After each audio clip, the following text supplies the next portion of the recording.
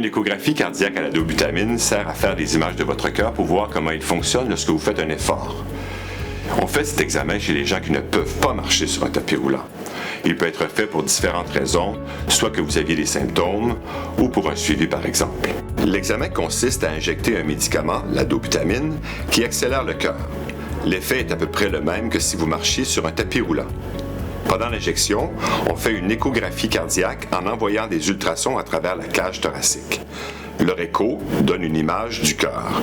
Cela dure environ 45 minutes. En général, l'examen est contre-indiqué si vous faites de l'arythmie ou si vous prenez des médicaments qui ne peuvent pas être arrêtés, comme par exemple les bêta-bloquants. Vous devez être à jeun 4 heures avant l'examen et votre médecin vous dira peut-être d'arrêter de prendre un de vos médicaments 24 à 48 heures avant.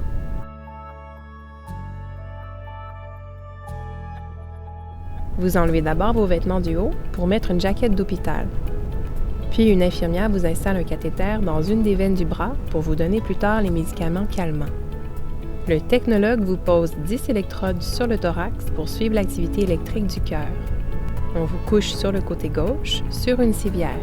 Un technologue vous met de la gelée sur le thorax, puis il commence à passer la sonde dessus pour avoir des images du cœur au repos.